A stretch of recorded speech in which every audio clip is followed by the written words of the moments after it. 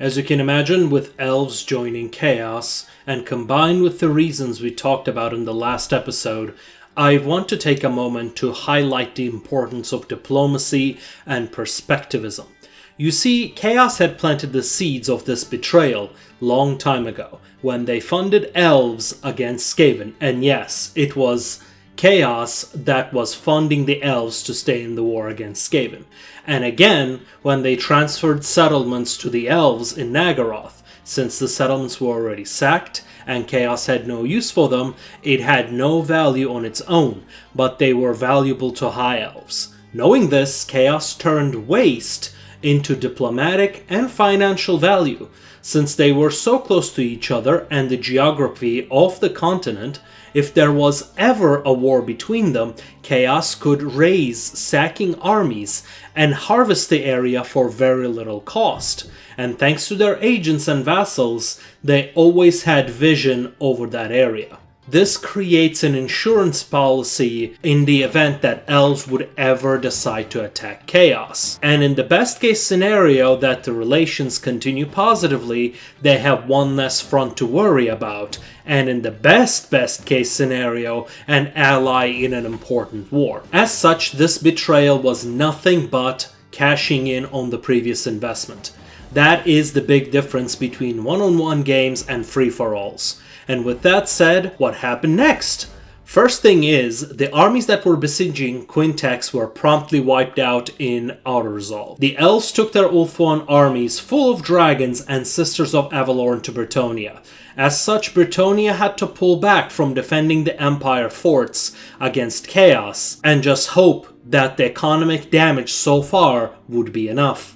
Like all that happened was not enough, Coalition has been betrayed once again from the most unlikeliest of sources. As Chaos armies were approaching the Skaven armies in Norska, Skaven agreed to a peace treaty with Chaos that Chaos was pushing for a while, but Skaven negotiated even more favorable terms. And the terms are, Skaven will surrender all the Dark Fortresses and Norska provinces that they took. In return, Chaos will surrender all the Empire provinces, except Chaos gets to keep their Empire Dark Fortresses and Beckhaven. Chaos will provide security guarantees of these territories in case anyone decides to take over. Naturally, both sides must disband their armies in Norska as a guarantee in the case that somebody goes back on their agreement, which is a massive boon for the Chaos side since this reduces their deficit and takes out an entire faction from the war. With those territories returned back to Chaos, their budget deficit shrinks significantly.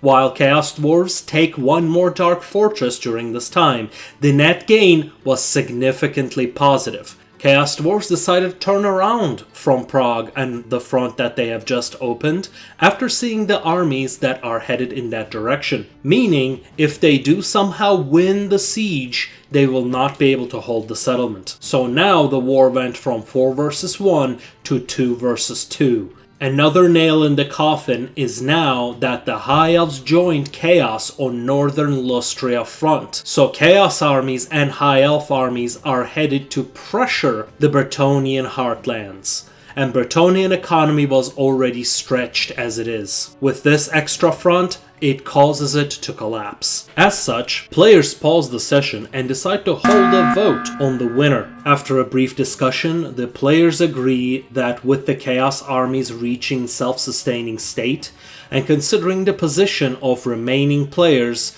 they will not be able to stand up against Chaos. As a result, with elves refusing to turn coat against Chaos for a second time, on turn 89, Archaon was voted to be the winner of Sun Tzu Long War campaign. This has been a fantastic journey full of tremendous display of skill on all sides. This campaign has been fantastic in showing that when players know their game mechanics very well, players have to be very creative when it comes to gaining an advantage.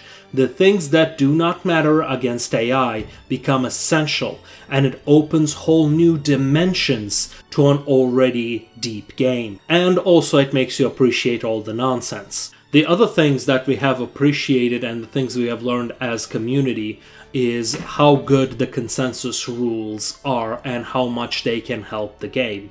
But they are oftentimes not enough.